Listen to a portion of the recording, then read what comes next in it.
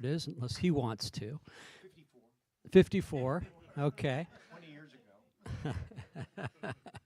Let's give Joe a nice warm welcome. Yeah. Yeah. Much appreciated. Yeah. For those of you watching online on Facebook and YouTube, we just had cake for Joe, and it was a chocolate cake, but I made sure to put some of these Nilla wafers in there, and it was really quite good actually. And anybody here who wants to do the complete thing, we do have Dr. Pepper and Diet Dr. Pepper even. I got some in the cooler if you want to do that. But no, Joe, it's always a treat to have you. You know. It's always fun to be here. I Need- mean, need been them. coming for years. There you go. So, now, is that working? Can you hear me? Okay, good. Yeah, no, I'm glad to be here. Thank you very much for having me. Yeah. Let's talk. I mean, there's so much to talk about. You always have a Right. million projects going. But we're going to talk about Hatchet Girls in particular, the latest Hap and Leonard, and number 14 in the series, right? Yes, 15 coming out next year called Petrified Dreams, and it's the last one. It's the last one. Well, I wrote an afterword where there's kind of a proviso, unless I just feel driven to do another one. Yeah. But right now, I think that's it. I think I can see the horizon for them, you know, and I want to end it on a good note. I am doing a novella about them, and I might do some short stories here and there. But I have a novella called Picking Tomatoes that I'm doing about Hap and Leonard that will probably be published in the next year or so. Yeah, we'll see.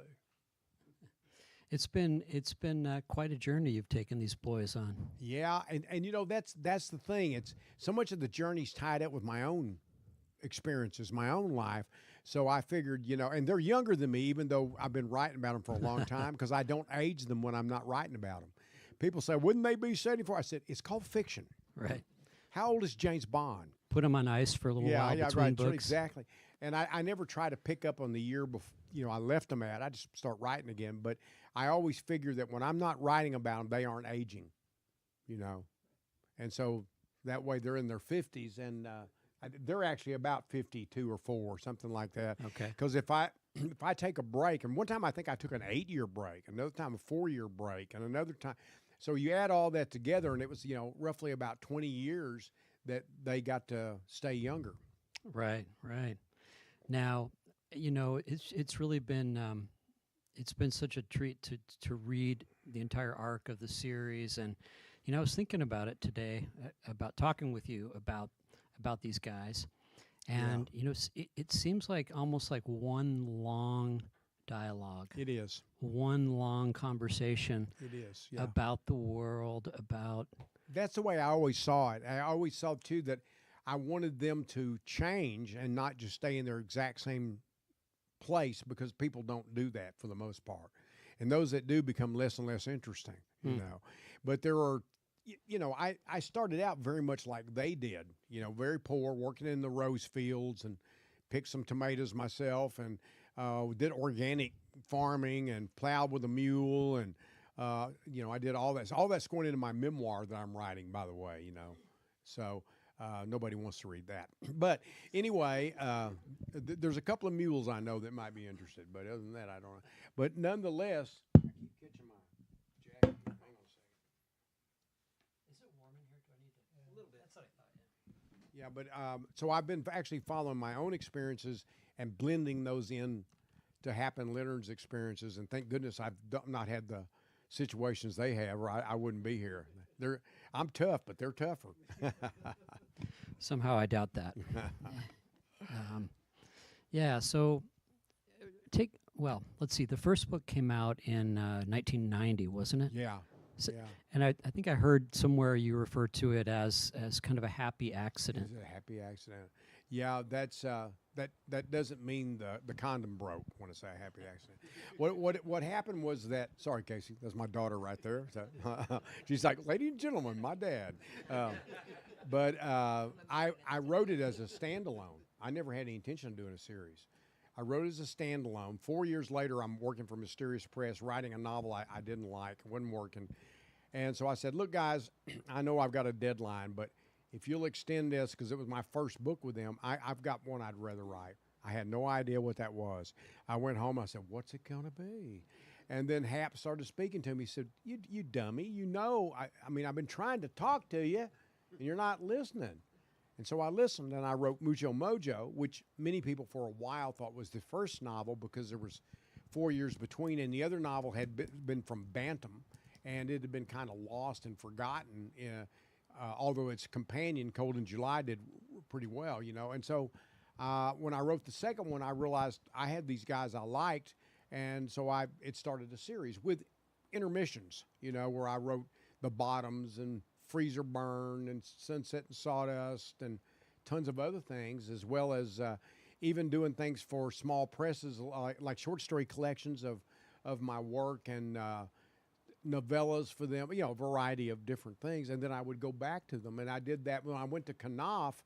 That killed the series because they did not want to take on a series that, at that time, I guess it was maybe 6 books were there, and they didn't want to do that. And then later, Mysterious Press went out of business, and so they bought the backlist.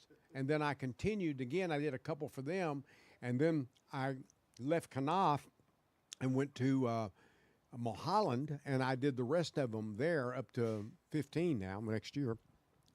So they're in two they're in 2 different houses, which I'm not crazy about, but you know, they both sell, they both pay me, so I can't complain. Yeah. I'm glad you mentioned Cold in July, because I think of those 2 paperback originals, you know, that came out at roughly the same, a year apart, right? Yeah, a year apart. Yeah. And can we detour into Cold in July just Absolutely. for a minute? You go anywhere you want. I remember you telling the story that it was. Is it the only novel that's come to you from an actual dream? No, it's the only one that's come to me that fully. It's amazing. I've had a lot of short stories come to me in dreams, but novel, maybe that is the only novel. I'd have to stop and think about that a minute, but I believe it is. I've had pieces, you know, come, but this was really weird. My wife and I were house shopping, and we went out and we saw a house that had a bullet hole in the ceiling. I thought, how'd that get there?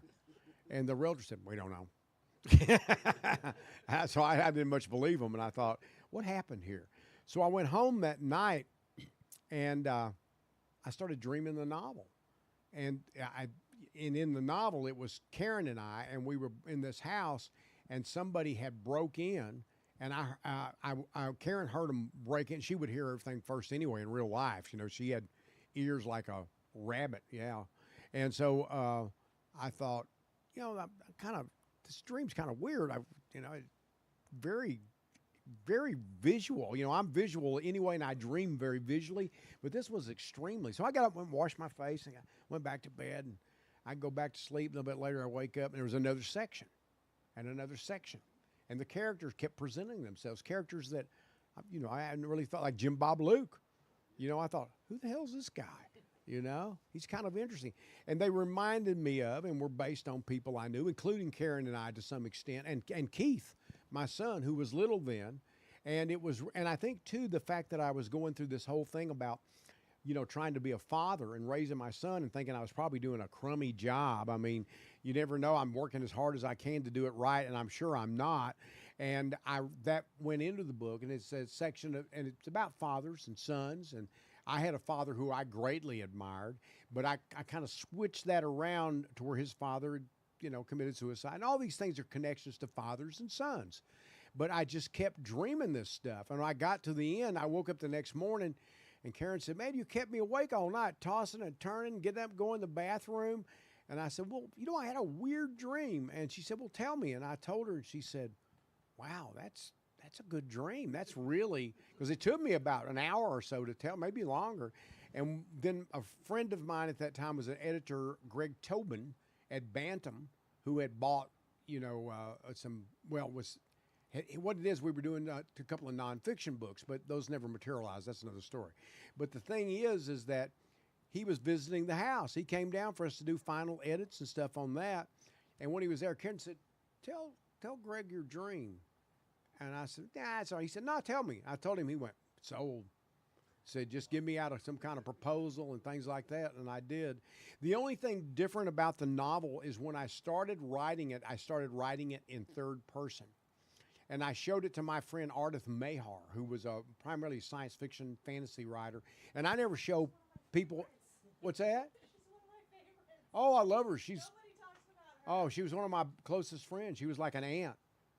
She didn't live that far from me. And first writer I ever met was Ardith Mahar. And I moved to Nacogdoches. She was almost the first person I actually met. Craig was just telling me about her, and I'd never heard the name. And yeah, and but she said, you know what's wrong with this, Joe? Says, your voice is not in it. I said, what do you mean? I wrote. He says, your voice is not in it. Write it in first person. So I switched it to first person. Bam, took off. Worked really, really, really well. And I wrote it right behind the drive-in with just like a few days break, because I sold them back to back I sold them both to Doubleday, actually, but they both ended up being Bantam books because Bantam bought Doubleday, Bertelsmann at that time. So that's how it ended up like that. But I've never had an experience like that intense, though I've dreamed pieces of things before, and short stories I've dreamed completely before. But it was an incredible experience, and it was one of the easiest novels I ever wrote in my life. And like I said, I optioned it for film later, and for 7 years, John Irvin, who did Ghost Story and a bunch of those, had it. I wrote a screenplay for it, which was first draft was a good screenplay. By the time we messed with it for 7 years, and all the producers had ideas, and they really did say, we need more tits and explosions. And I told John, I said, John, I think I'm out, man. I just don't see. And so I dropped it, and then John, when he was done, and another guy came in and wrote 5 or 6 sentences and tried to tack his name onto it. John didn't let him do that. But what happened then is it went fallow for 7 years. The options expired. I had made pretty good money doing the screenplay and the options and stuff, and I thought that may be the end of it. And so 7 years later, Jim Mickle and Nick D'Amici, who had made a little small horror film called Mulberry Street, came to me and showed that to me and said, we want to make a movie out of Cold in July. And I said, I saw your movie, and I like that movie. I believe you guys have got it. And so then it took them 7 years. And then they made it. Then that led to the Hap and Leonard series that they also did, which was on Sundance for a while, then Netflix, and it's on, what is it now, Tubi. So it was one of those fortuitous moments where I dreamed something that had all kinds of repercussions in many different ways, Well, it's amazing. Did you immediately write down the bare bones of the story, or no? Because when sometimes you have dreams and you'll retain it for like part of the day. I think it's because I kept getting up, and I remember my dreams better than most people. I've talked to, and I think I trained myself that way. I also have a sort of director's, editor's thing in my. I can go back and change a dream if I don't think it's going where I want it to go, or it doesn't. My mind will just change it. Some of my short stories were not like that. Some of them were almost nonsensical, but when I'd get up the next day, they would find a way. But this was almost literal. I've never had a dream that literal, but I think I remembered it so well because it kept waking me up. And I never wrote that down till I wrote a little kind of proposal for Greg, and I'm a terrible proposal writer, terrible. And so I sent it to him, but he had heard it firsthand. So, and I'm not bad at telling the story. And you'd think I'd just translate that on that one. Now, the house with the bullet hole, did you purchase that house? No. I was going to say, you could have written off the whole house. I had bad juju about that one. So I said, no. We did buy a house not long after, but not that one. Well, speaking of bad juju and houses and stuff like that, one of my favorite novels of yours is Lost Echoes. Yeah. And just this whole idea that, bad things that have happened or violence that has occurred, Mm-hmm. there can be a residue of that's left over in a house, or a physical space. Oh, yeah, all kinds of things. Yeah. Well, Lost Echoes is one of those that my son and I did a screenplay and some work on a series for it, and it bounced around, had a little excitement that it never congealed into anything. And so we've kind of revived it again, so it's out there. But I've always felt, boy, this is a natural TV series. And I had just moved to Knopf, and I said, look, I got this other idea. I'd like to write between books. And so I wrote it for Vintage, I guess it's Black Lizard. I'm not sure. Yeah. And so I wrote it for Vintage Black Lizard very, very quickly. But it's kind of one of my unknown books. Although it's out there, you know, it's for sale at Vintage, but it's not. It's one of those that didn't. I guess maybe it wasn't in hardback first. I don't know what happened there, but it didn't. Of course, neither were Savage Season and Cold in July. But I was trying to think what happened is they did a limiteds of them, hardbacks, but they actually came out after the paperback. They weren't supposed to, but that's what happened. What's that? Yeah. Right. So, okay, so let's get back to Hap and Leonard. I'd like to kind of divert us from the main subject. I apologize. No, but, it's all right. With that, I mean, I can't stick to anything. With the breadth of your career, it's like let's talk about the Magic Wagon. Let's talk about, let's talk about this. But, I brought up the subject about it being an extended dialogue between these two guys. Yeah. And, I don't want to put words in your mouth, but tell us a little. Yeah, tell us a little bit about. Is it also kind of a dialogue with yourself? Oh, definitely. Hap and Leonard are two sides of me. Leonard's influenced by a number of people, but he's also influenced by me. Hap's influenced definitely by me because he's the narrator, but there's borrowed things from other people as well. And sometimes they have ideas and beliefs that I don't necessarily share, and then other times it's right on the money, And I never worry about that, and I never worry about. I always this sounds terrible, but I write like everybody I know is dead because I don't care about your opinion when I'm writing. When I get done with it, I hope you like it. Really do. I want to be able to get paid. I want to be able for other people to read the book and lead to people reading other books because I became a writer to be read, but I do not do that when I write. I never worry about what's the audience like. What do they expect? Fuck the audience. What I do is I try to write the story that I want to read. Then when I get through, I hope the audience likes it. But not until I'm done.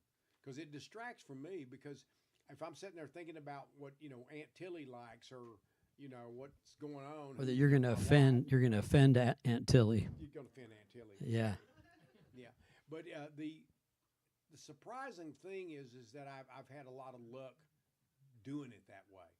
There are some people that really kind of understand the broader audience, and I don't. Because everyone in this front row, I wouldn't know what you would like. I just don't know. And so, that's the thing. I just don't know. And so I write for me. But I hope you like it, of course. Because I care about the audience, just not when I'm writing. Yeah. And I know some people, I talked to Dean Koontz once, and he figured it out almost like a mathematical formula. This is what it needs. It's got to have all that, whatever. And I thought, wow, that's great. I can't do that, Dean. Wish I could, but I can't. The books are, as you all know, are told from Hap's perspective. Yes. Was Leonard there from the very beginning? Well, yes and no. Yes. What happened was I was writing Savage Season, and he was in the opening, and he showed up. But I thought he was a minor character. I didn't think anything about him. But then he went home in the book, and then Hap called him. Then they started talking. And then it turns out they're working in Rosefield. Turns out they were real dear friends. Turns out one was black, conservative, and gay, and then Hap was heterosexual, white, and a former Vietnam War resistor. So, and yet they were close friends. And I think we need a little bit of that now. That's a lesson, I think, for all of us. We can have different opinions without hating everybody, But that was back in 1990, written in 1989. And back then there weren't a whole lot of black Republicans, actually. You didn't see that much. And I think I was watching the news once, and I saw one, and it was kind of like, is that a dodo? What is that? I've never seen one of those before. And then it stuck with me, and I had friends that were gay that did not fit the mold. Some do, some don't. The whole idea that you can tell some of the toughest guys I ever fought in martial arts were gay, and you wouldn't know it. They were masculine in the way that we think of cliche-wise, and I just thought people vary; they're very different. So that helped me create Leonard, and then I knew people that I also modeled him on. I'm getting the online people saying, "Hold up the mic, Joe." Hold up the mic. I'm sorry. There we go. No I'm problem. bad about that. No problem. Yeah.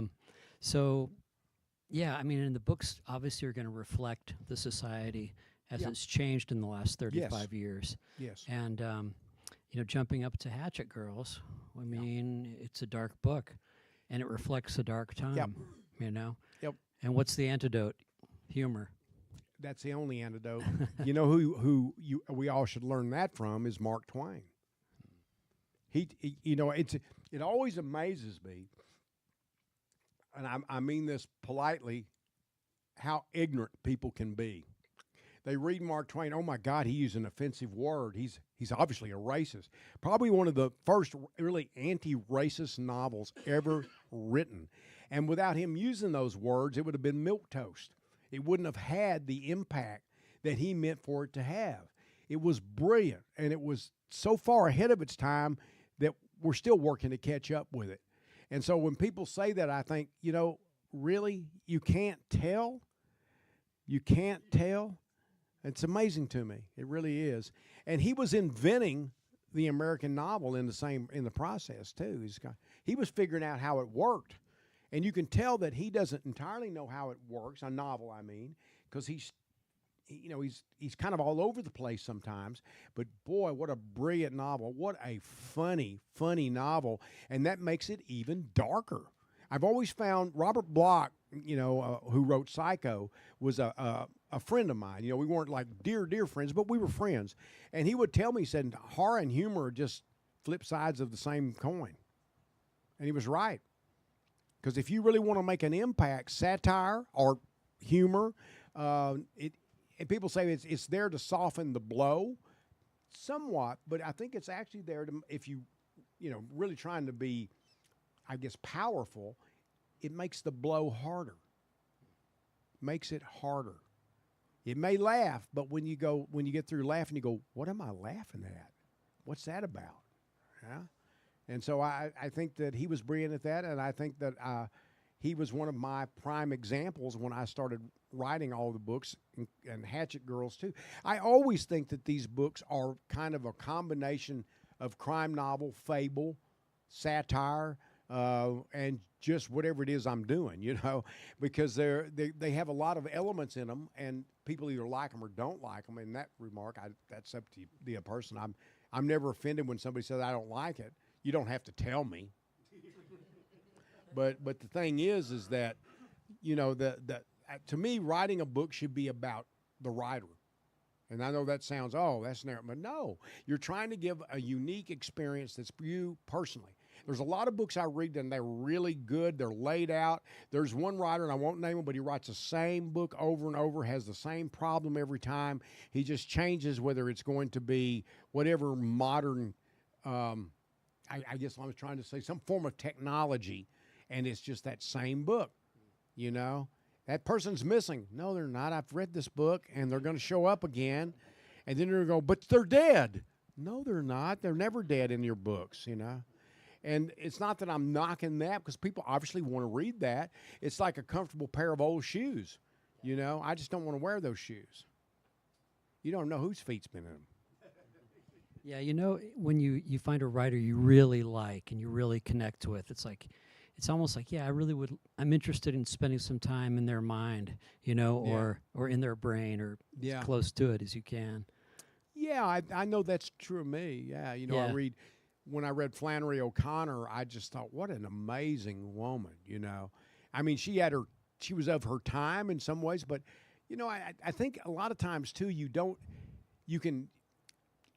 look at it that way. You look at it as to the impact of the book overall. Hemingway had a lot of things that are not going to be acceptable in this time, and shouldn't be, in many cases. But we don't need to be meddling with that stuff. And when you talk about somebody who could write, oh my God, if you don't believe that, read the opening of Farewell to Arms. I've read it several times, and every time I go, why am I trying to write? This guy's what? Wow. Or F. Scott Fitzgerald, Flannery O'Connor again, yeah, Twain, all these writers, classic writers, and of course many modern writers too. But those writers, you read them and you just think it's because it isn't just about this is what happens next, which is very important, probably the most important thing in books. People want to know what's happening, but the way it's told is more essential to me than the storyline itself, because in the way it's told, there are numerous stories being told that aren't necessarily the normal concept of plot, because the voice for me is damn near everything, because that includes the dialogue, that includes all the characters, and a really good storyteller can tell a story that veers off target and goes over into other stuff and then gradually comes back to it and finds it again. Yeah. And it's just, it's an ability that always intrigues me. And the writers I like to, what's that? Makes it more real. Yeah, absolutely. Puts the people in the Yeah, because life isn't that clockwork of a plot. That doesn't mean I don't like reading those from time to time. I do. But it's why I never was an Agatha Christie fan, because, and I think she's brilliant. I think she wrote the best of those that were being written, but I never really loved them because I never really had many characters that were interesting besides the main, like Marple or whatever. They were unique in their sort of broad view of character, which I didn't have trouble with that. But the characters within the novel, the bodies, I didn't care who got killed. And it was just that puzzle, and I'm not a puzzle guy. I hate crossword puzzles. I hate that stuff. And that's very much what that is, and I can appreciate it because nobody did it better. And there are a lot of other people who do it well, but it's just not my preferred reading. Every once in a while I'll break out and read one, and you can learn from them, because even if you're writing hard-boiled, if you go back and you read Hammett, he was obviously well informed on those kinds of stories, because he always had, in the end of the early novels, to some extent, the Maltese Falcon, the Thin Man, whatever they would meet and group, he would pull everybody together, then reveal who did what and who was guilty, and that was a holdover. And then Chandler came along and said, "Wait a minute, do they really do that?" And so then he created another fantasy that was more believable, or to me it was. And I love Hammett. James Cain was, of course, brilliant. Didn't really write mysteries so much as he wrote crime novels, but he was a storyteller too. There's just the littlest thing, they're going to kill somebody for their insurance money, and that's it. That's really the whole story. Except what makes it interesting is how they relate to one another, and how he writes it. He writes brilliantly. He has a very smooth, almost impossible to note style. But I got off on a bunch of stuff there. Did you ever read Horace McCoy? Yeah, I love Horace McCoy. Yeah. Yeah, They Shoot Horses, Don't They, is my favorite. Did you read No Pockets for the Shroud? Yeah, I've read, yeah. Yeah, it's good too, yeah. But They Shoot Horses, I mean, it's a brilliant noir Absolutely. story Good film. about a dance contest. Yeah, good good film too, with Jane Fonda and Michael Sarrazin. I'm not sure. Yeah. Anyway, good film. But the book's amazing, and it's done in these unique chapters, like almost like crime reports almost, and where they would just have have a whole chapter could be just a few pages or a few paragraphs or something. It's been a while since I've looked at it, but I remember reading it and going, "Wow, I love that structure." William Goldman kind of borrowed that from Magic many years later. He had the short chapters and the brilliant novel, good movie, but a brilliant novel, just the way it's written. Yeah, that's exactly right. Exactly. I just going to read one more. I always try to write, when I'm writing for myself, I think, would I care what happens tomorrow? I can't figure out what other people want, and I'm not going to try to, but do I care? Yeah. If I don't, then I just go, okay, that's not right. I rewrite it. I just do one major draft, but I rewrite it numerous times in the process. And then when I get through, I do a polish. But I don't do multiple drafts and try to figure out this draft or, Once I put it down, I just try to make it better, and then I move on. So one of the things I'm sure you all love about the Hap and Leonard books is the way they open. Sometimes it seems like, all right, Joe's trying to outdo himself this time. But this one opens with a Pig problem. Pig problem, yeah. Yeah. Is there a part of the book that you read? What's that? Do you read any particular chapter or anything? I can. Yeah, of course. That'd be great. What's that? I can get it. No, I got to stand. That's why I brought you. I knew there was going to be a mic problem. This is my daughter, by the way, Casey Lansdale. Her first novel comes out next year, and it's a corker. It's called First Chance, and it's coming out from Blackstone Books. That's got to make sure I got that company right. And looks like they're doing something for it. Got a little foreign interest. We're going to try to get some film interest, or she's going to try to get some film interest with her film agent. So y'all watch for it, because if you like crime novels, and it's got a lot of humor in it too. Casey's very funny, so you'll like it. But I don't need these. I just wear them because I think they make me look cool. Wait a minute now. You're saying you want us to deal with a pig problem? Leonard said. We were sitting in the agency office, just me and Leonard, along with an economy-sized woman in a colorful flowered patterned muumuu and house shoes. She looked as if she might take a bite out of your ear. She had thick and bright false teeth, and in my view, she wasn't afraid to use them. It's a hog, sizable, keeps attacking the family, the woman said. My kids, 3 of them, another one, Cheryline, doesn't live at home, so she's pig-free. I hardly knew her father. I was pretty wild once. Used to drink a lot, but that's a different story, and you don't want to hear about that. She paused, perhaps hoping we did want to hear about it, but we offered no encouragement. I found the fly on Brett's desk to watch. The moment passed for her story. The fly had its moment as well and flew off. She said, all the kids are afraid of Porky. That's what we named him. One time, Porky humped my leg like a dog, and I had to let him finish because he wouldn't let go. He was kind of soothed afterwards, so I was able to escape with a wet leg and all of me still intact.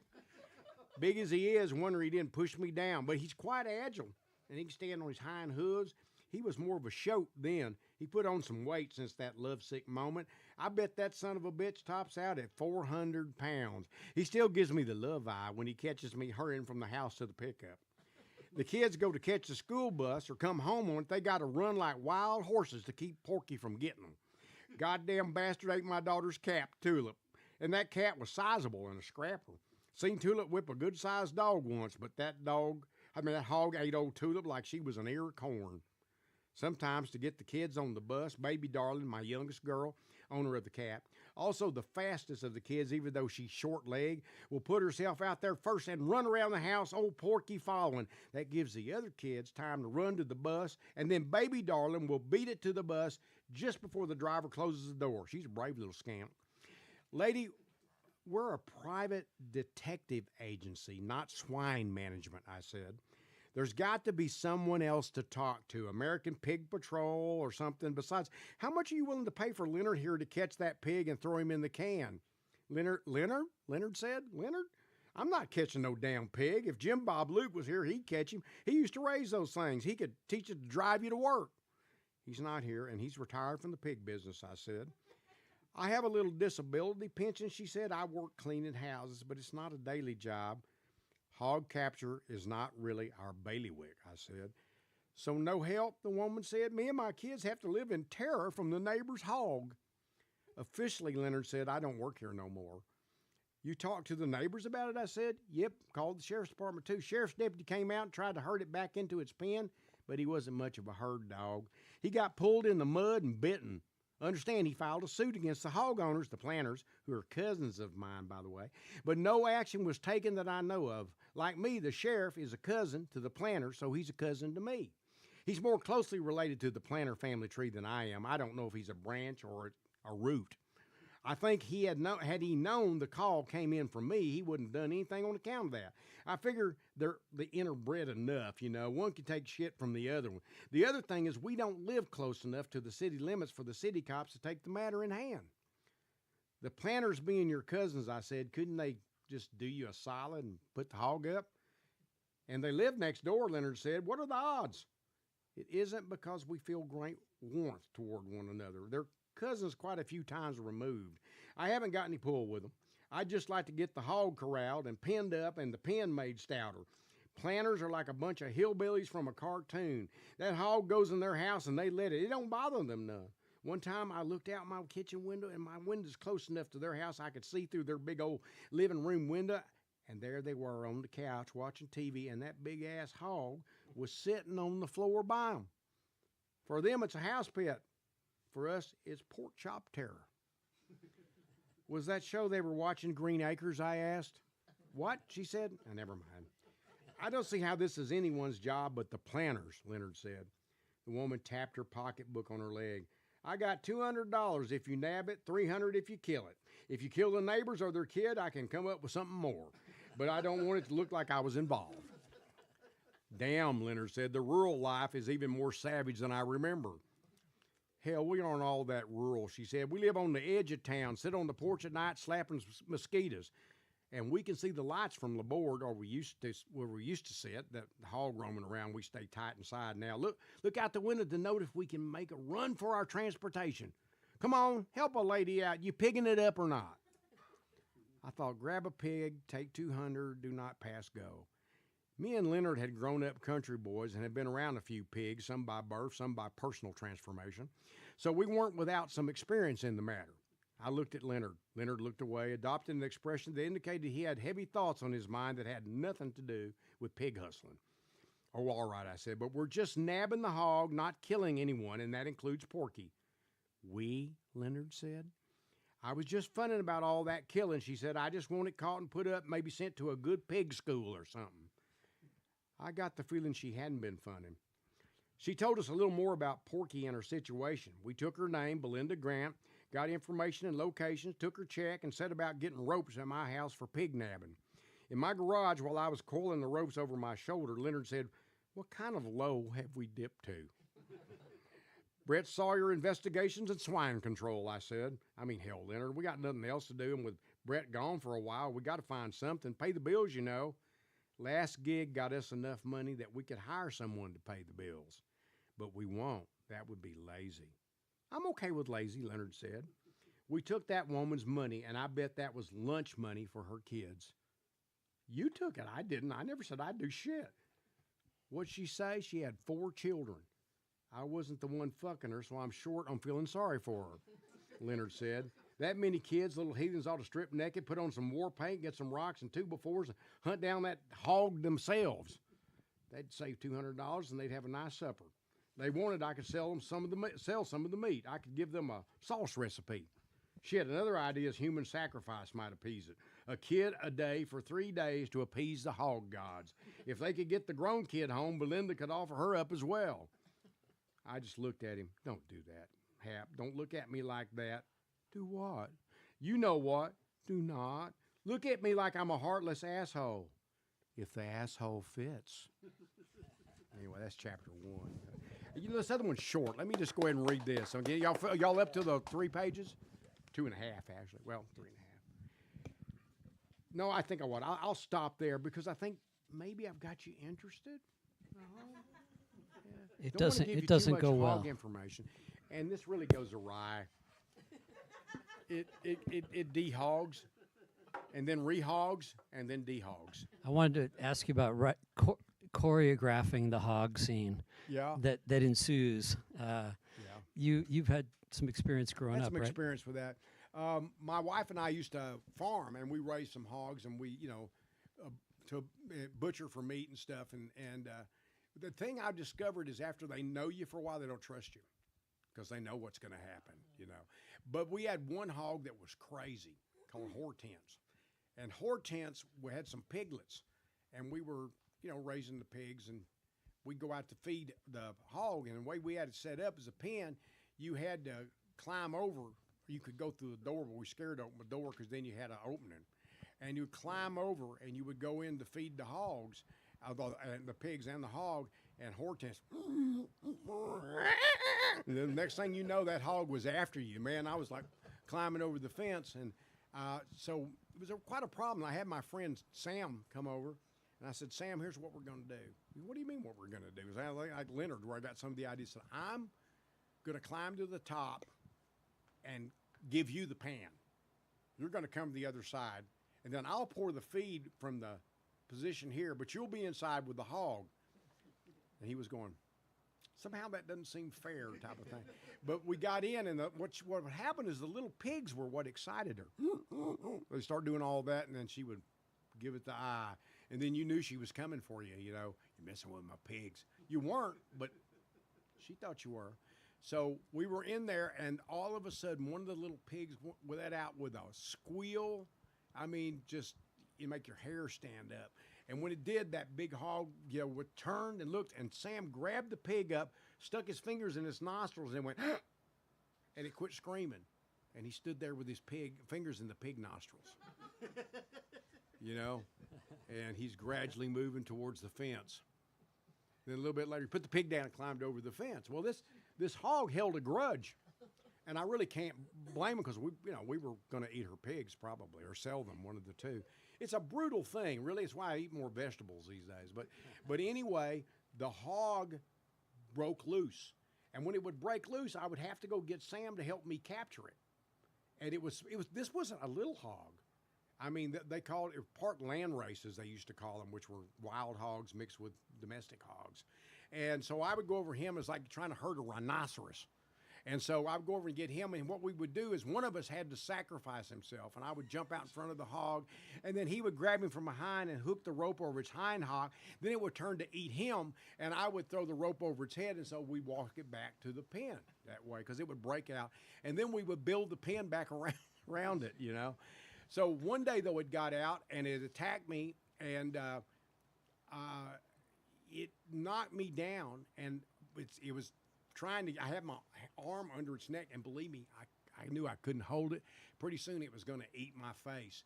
And my dog, my dad's dog, Butch, jumped on its back and rah, rah, rah, and that hog slung it, did that and slung it. And in the meantime, of course, I just ran, said, "Good luck, Butch," and went in the house and got the shotgun. And then I came out, and it was like Atari. That thing was hunting me, and so I had to shoot it. And then the meat was all head up and ruined, so we didn't even get the meat out of that. But I've had some hog experience. So a lot of that went into here. Porky does not have the same things happen to him. But anyway, he's a good little piggy. Well, in the long run, kind of. One of the things I was going to say before the shoot the pig thing that came out was that one of the things I like about your book so much is the soft spot you obviously have for animals. I do, yeah. And it was from killing all those animals. It's from killing them. No, you're on a farm. That's you grow up like that. But it's also why it's not that I don't eat meat, but I don't eat much anymore. And the older I get, more and more, because I do love animals. And my wife is crazy about animals. In fact, we just went to a wolf sanctuary. And the big wolves, they come out and go, "I think I smell hog on your breath." But they're huge, beautiful animals and stuff. But I love animals, and so that has a lot to do with my feelings now. And I think most of the love for animals that I have comes out in stories and books. You told I'm always grilling Joe about his dad. Yeah. Because his dad's such a fascinating character. Yeah. But you told me a story about your dog and the neighbor, and do you recall that story? Yeah, I recall that story. When I was a kid, and I was young enough that I had to ask my mom about all the little facts and stuff because I didn't remember everything. But so she explained to me the things that I had to fill in. And when I was about 4 or 5, my father got me a dog from the honky tonk down the hill. And across the street was a drive-in theater. So I grew up with drive-ins, honky-tonks, and living on a hill. And that's in all my books from here on out. But he got me a puppy and brought it up because he didn't want me to be alone. And my mom and I were there all during the day. He was a troubleshooter, mechanic, couldn't read or write. Great, wonderful man. Gave me this puppy, we were like brothers, me and that puppy. I mean, we drank out of the same food bowl, water bowl. Ate the same things. He even ate chocolate bars, which are supposed to kill you because we split them. Here's that Milky Way for you, Milky Way for me. And so we're real close. And then one day we were out playing out back of the house. And above us, we were on a hill, but the hill extended, and there was a split of water between my house, our house, and that house. And this guy had these beautiful flowers in his flower bed that ran all the way around the house. So we went up there to look. And my dog went in there and started sniffing the flowers. First thing he did is he got in the flower bed. There was also, I got to remember this. There was a giant stone frog that sat in the flower bed. I remember that. But my dog got in there and started digging in the flowers. Door slings open. This guy comes out with a stick in his hand, grabs my dog by the hind legs, whacks it in the head, and throws it in that creek or run of water. Breaks my heart, of course, and I run back to the house. And I tell my mom, and I remember my mom had to walk to go to find a phone because we didn't have phones in our pockets then. And a lot of people didn't have phones. We were amongst them. And when we did, it was a party line. And when we couldn't pay anymore, we dropped the phone service for a while. And this was one of those times. But she went away and she called my father. And I don't know how long it actually was. It seemed quick to me, even in memory, but I don't know. And here comes this black car, cruises up in front of the house, and it's my dad. And he gets out like Mr. Death. He's wearing his, mechanic clothes, and he looks up the hill, and he goes up the hill, and he passes me. He said, "You stay here." So immediately I followed, because that's what I did. And I went up the hill, and he went and knocked on that guy's door. It's kind of like a Girl Scout selling cookies. Guy opened the door, and my dad hit that guy so hard it knocked him completely out. Then he grabbed him by the ankles, pulled him out, and slung him through his flowers, knocked over his frog. And he swung him through the flowers and just about wiped out that front flower bed, and then threw that guy by the ankles into the creek. Now, that guy may have awakened, but if he did, it was probably like if a grizzly bear gets you, you just go with it. Don't let him know you're alive.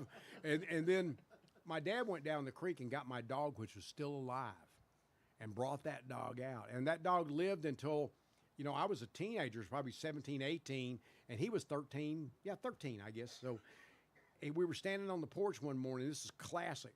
And we're looking at the sunrise, and he just fell off the porch dead. And I thought, well, that's the way to go. That's the way to go. That's where my dad died. He didn't fall off the porch, but he just died, That's what I'm hoping for when my time comes. But that dog, from that point on, that my father was my hero, which makes sense for a child, for sure. But that's the story you're thinking of. And there have been a number of scenes in Hap and Leonard books with dogs, somebody. Yeah. Well, we used to live next to a junkyard, and there was a guy that would chain his dog up all day long. That poor dog would bark and howl.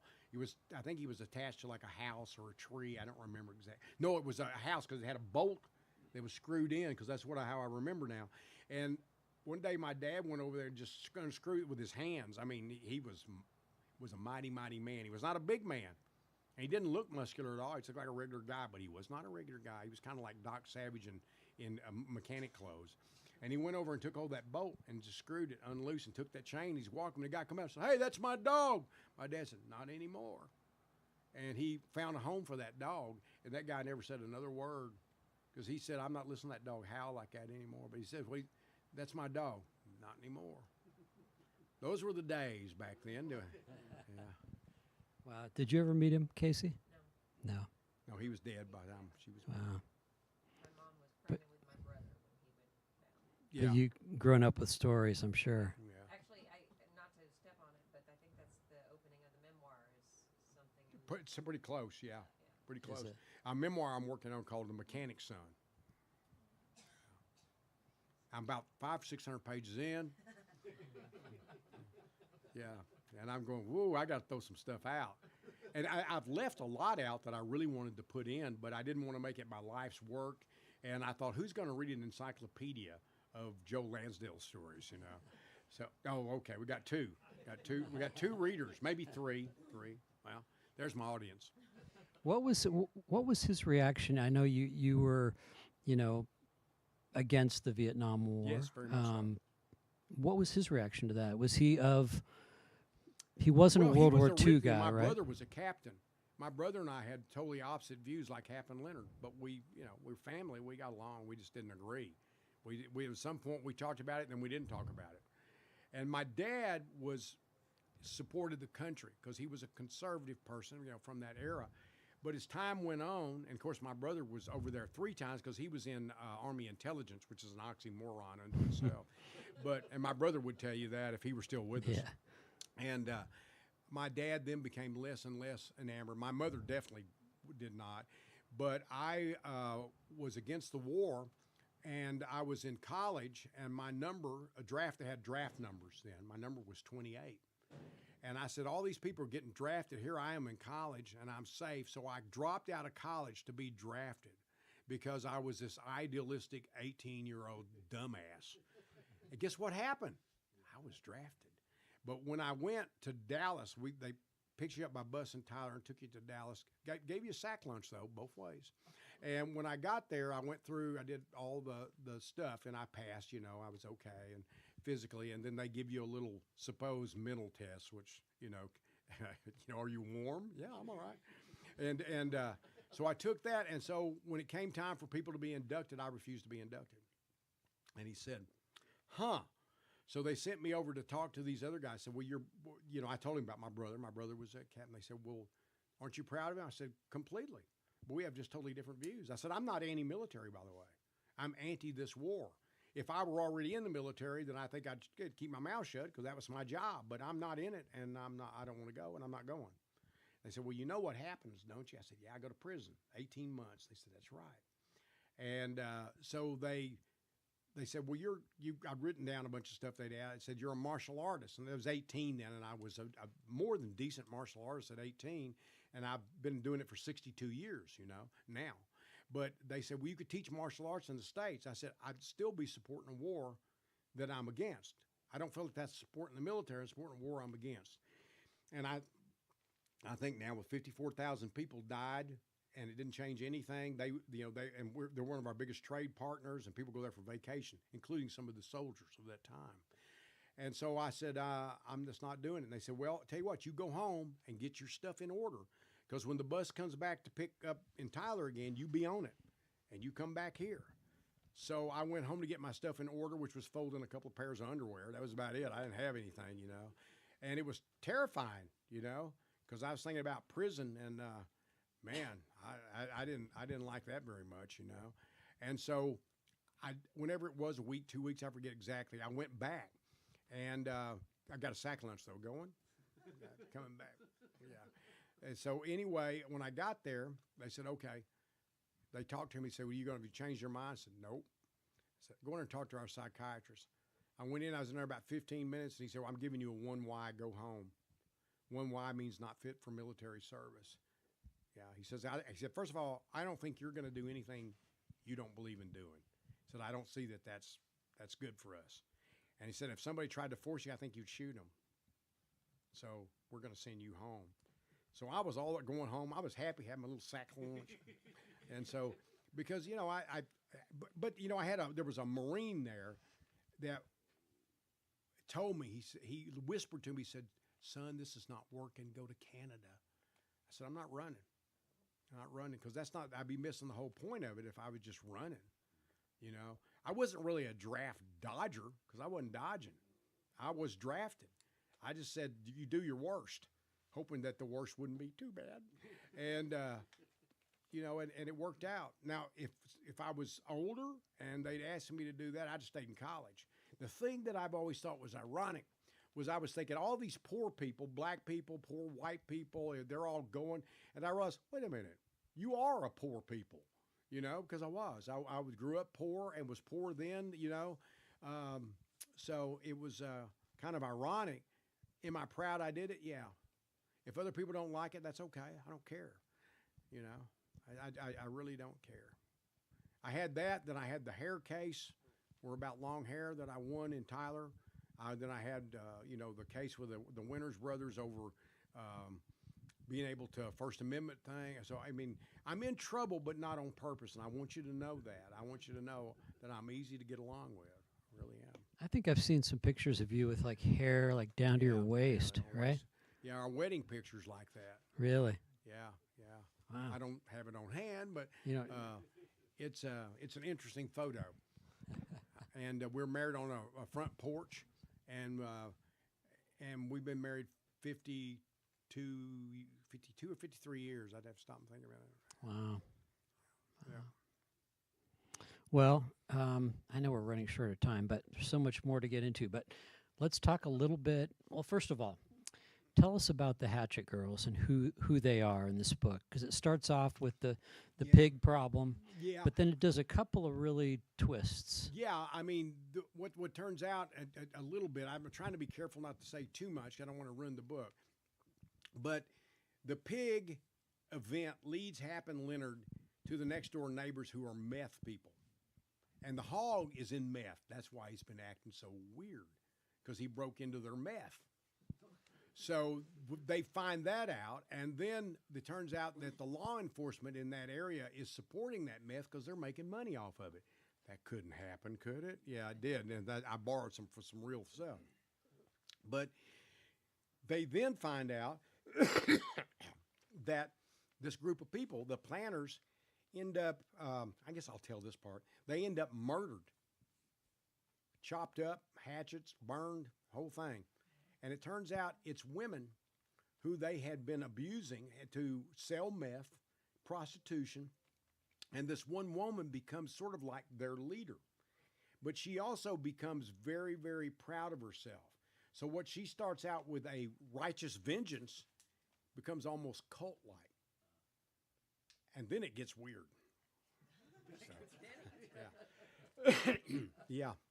The one next year is I think they're going to try to release it on Halloween because it has a dark Halloweenish feel to it. But this kind of has a little of that too. Has some real creepy scenes in it. I'm proud of it. I think it's different. And we've got to talk about the Essential Horror, Right. Joe Lansdale.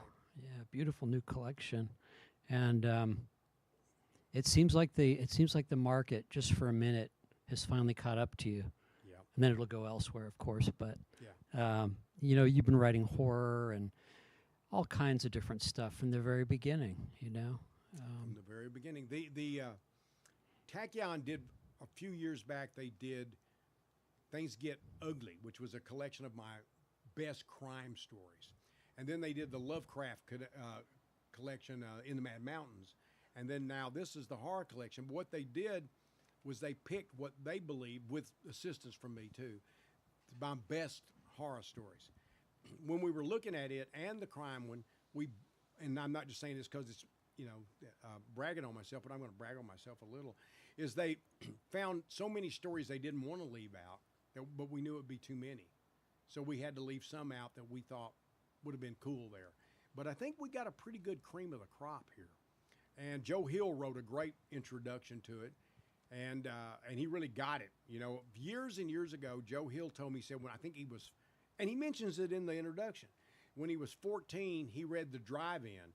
He said his dad flipped him, said, try that, flipped him The Drive-In. And he read it, and he said, it's one of the few books I read the whole thing in one day. And he said that, and he said, he said, this is what I want to do. He said, I related to that. Of course, his dad, Stephen King, probably had something to do with it, but it was interesting.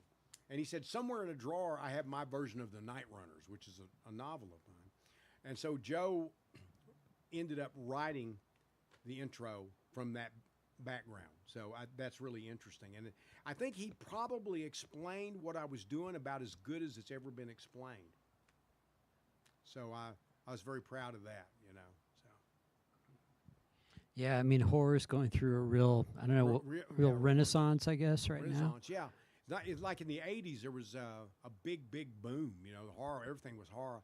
It's kind of back, it's crept in a little smoother and more quietly than back then, but I think it's reaching similar proportions, not quite, but amazingly so, because now they actually have horror sections again in a lot of stores. There's one now. And, I think that it is having its moment in films as well. In the 80s, certain films in the 70s, including Carrie and things like that, boosted the horror genre in general, which led to a lot of people writing horror.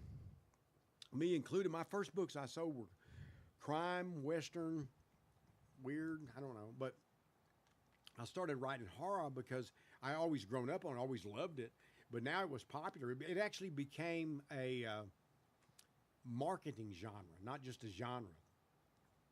And so, but I was primarily a short story writer, so I never really developed that broader reputation because I didn't write many in the way of novels. I always had trouble writing the novels. I couldn't stay interested in them when I was writing them. I could read some that I liked, but I didn't. Anyway, that's beside the point. But the thing is that, yeah, it's kind of back, and this book hit at just the right time, I think. And I'm really proud of it. It's one of my favorite of all my books. Do you keep up with kind of what's going on Like some of the writers right now? I try to keep up with certain ones. I mean, Stephen Graham Jones, Sean Cosby, who really writes crime, but he also does some horror and things like that. Gabino, Iglesias, those three come to mind immediately, but there are others. But I don't try to keep up with it much because I don't read much horror anymore.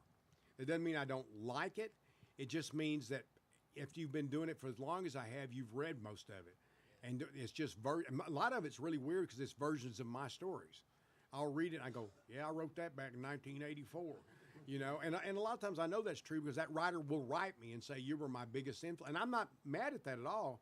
It's because that's an influence. They're not trying to copy, but I can tell where they got that, But other things too, it's just that I think most everything's is not very good. Like Sturgeon said, 98% of everything's shit. No matter what it is, be it science fiction, horror, whatever, but the 2% that's good is good. But I read all kinds of things. I don't really want to just read one thing. I want to get out there and experiment. The best book I've read in a while is I read a book called The Gunfighters. Have you read that? Is that the one by Brian Burroughs? I Yeah. haven't. I've seen it. Oh man, it's good, really good. But see, that's my interest too, is history. And then I reread It's about Texas lawmen, right? that? Is it about Texas lawmen? Mostly Texas gunfighters, Gunfighters, because okay. most of the gunfighters came from Texas. Wonder why that was. But anyway, and they were like the horrible.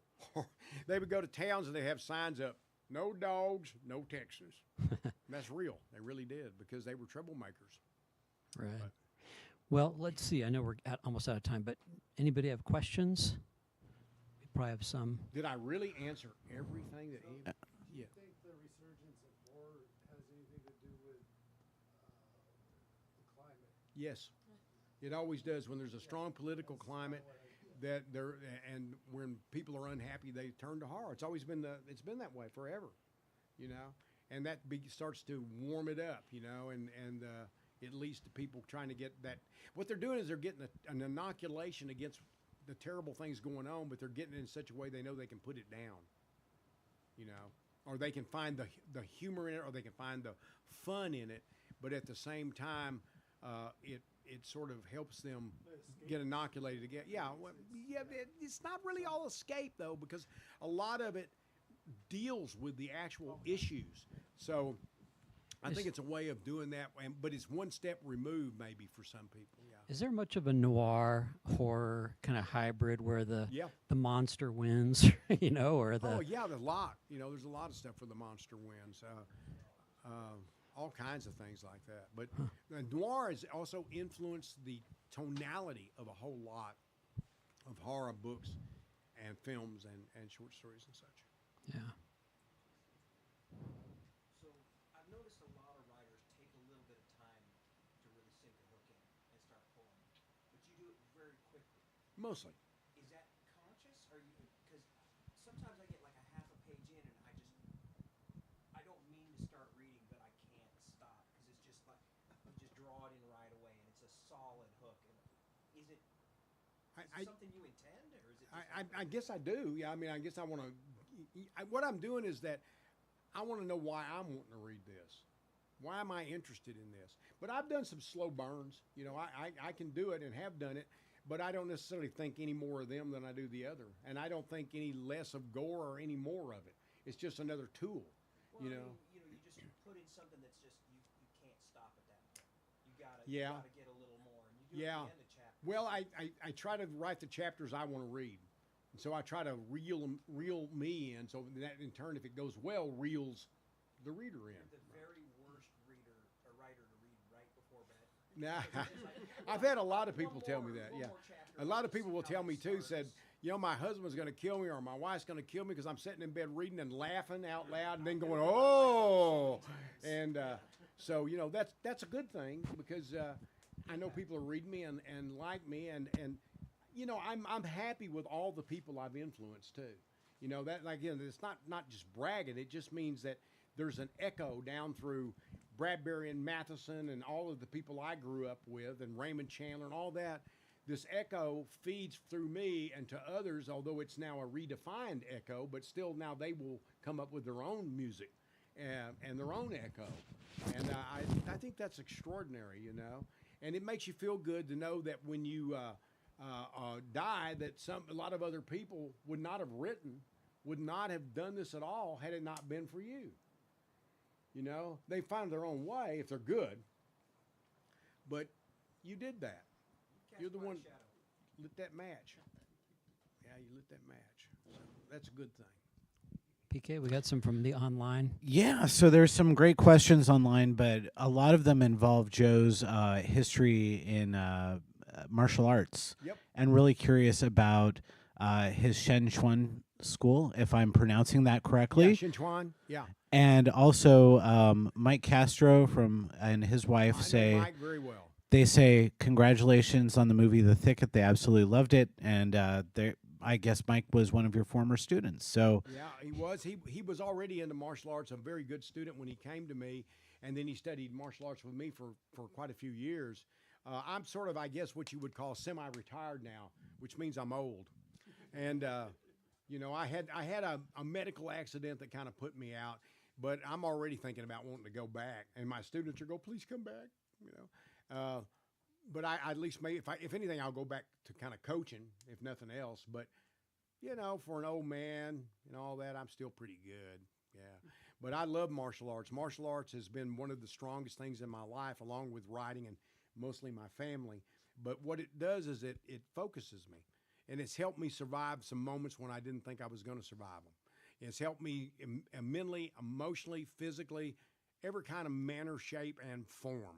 You know, my kids, bless their hearts, have had to grow up with somebody that's always reading and always doing martial arts and always, you know, interested in all these different things. And they're probably going, because I go, hey, did you know that? And they're going, no, we did not know.